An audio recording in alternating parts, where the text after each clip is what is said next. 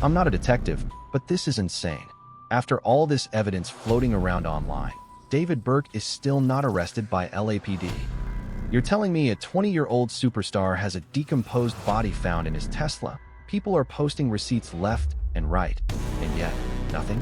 We need to break this down, because I've been going through the leaks, the contradictions, and the posts you probably haven't even seen yet. And honestly, it makes zero sense why this man is still walking free. Here's what we know. On Valentine's Day 2024, 15-year-old Celeste Rivas Hernandez was reported missing. Her family begged for answers. They filed reports, but months went by with no trace of her. Then, on September 8, 2025, a year and a half later, a body was found. A body stuffed in a bag in the trunk of a Tesla. And not just any Tesla. This car was registered to none other than the artist David.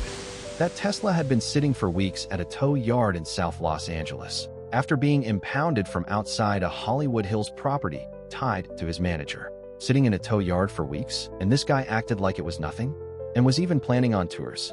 Here's the disturbing part. According to reports, David never reported his Tesla missing. That means he had full access to the car. So now that the cops found the body in the car, why hasn't LAPD cuffed him already? Isn't that alone enough evidence to cuff him? After the body was found, TMZ contacted Celeste's mother, who told them she felt the body found in the Tesla might be her daughter. She said the police description, which included a tattoo on her finger with the letters SHU, matched her daughter.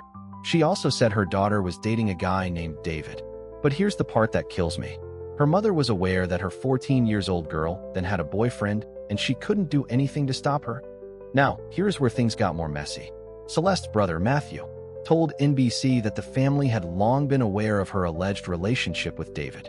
He even revealed that in May, Celeste told them she was going to the movies with David, and she never came back.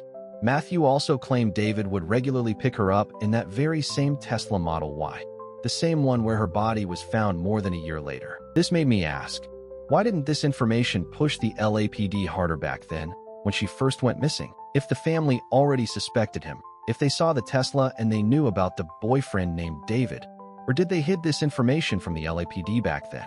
Something is not adding up. This have made some people on the internet to be speculating that David paid Celeste's family off for this case. Here's where things get even creepier. When you look at David's own music and interviews, he admitted that he created an alter ego called Atomy, and that literally translates to pain in Japanese. He described Atomy as this evil version of himself, a chaotic figure who commits murders while David plays the detective trying to solve them. His own words, "I'd be solving murders that I committed myself." To kind of make this first music video introduce a character that I had been kind of ideating for a really long time. That's why you see him with the blindfold and the bloody shirt aesthetic and the bow tie. I'm really big into anime and I'm really big into manga. And I wanted to make my own manga series at one point, and I was writing a lot of poems and writing a lot of things for it.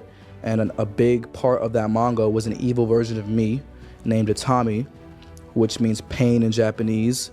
And he wears his blindfold, and he's basically an agent of chaos and kind of my alter ego. And the story of the manga went like I was a detective, and there was an evil version of myself that would kind of come out at random moments, and he would commit the crimes that I would have to solve as the detective. I'd be like solving murders that I'm committing myself.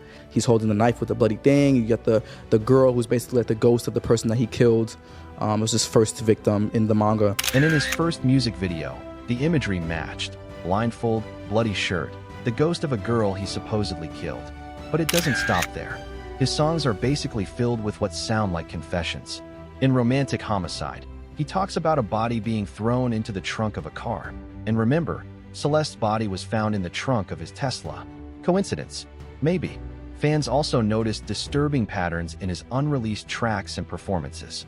In one leaked concert video, he sang about breaking laws all the time, practically dry snitching on himself.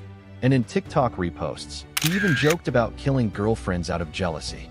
Like, dude, your girlfriend was a literal child. And there comes, of course, the Discord leaks. Screenshots show people calling David a predator and revealing a shocking message. The user wrote, "This guy is a pedophile from what I've heard. My sister, who is now in 9th grade, told me that he was dating an 8th grader. Let's call her C. and she would go on trips with him to LA. They're all in 9th grade now, and it turns out C's friends knew, and he would pay them to keep their mouths shut. C has been missing for over a month now, and no one knows her whereabouts. Definitely something strange going on. He further clarified, when someone spotted the timeline difference, that some of Celeste's friends had contact with her all these while. He wrote, yes, she was missing for that long officially, but she still had friends who were in contact with her. Again, I'm not sure what her family life was like. It seemed very broken to me, which makes me believe she didn't want to go back home. What I meant was my sister and her friends lost all contact with her for over a month, since early or mid-August. I'm not too sure. Notice that he said lost contact since early or mid-August, which if you track back, you will notice that the Tesla was towed that mid-August towards ending. There comes another evidence showing Celeste's teacher talking about her running away with David and what she told her friends back then. That's her in my classroom in front of this poster right here. Okay, hold up. I got another one because I got a picture on TMZ of this other kid exchanging stuff with the rapper who we alleged did this stuff. Hold on a second, because he's also in my classroom. Wait, how long ago was this? We all just found out yesterday who it was, but she's been missing since I taught her. So when I taught her, she met this dude on social media. He was a rapper in LA. He came and got her. She ran away from home. She was gone for like a month. The cops found her in Hollywood, brought her back to our school. She came back to our school, kind of told people this story. She disappeared again in May of that year, May of 2024. That's when her friends told me what happened, that it was this rapper. And then I found out yesterday that she's now dead in that rapper's car, cut into pieces. You want to know how they met? I feel like I just said it.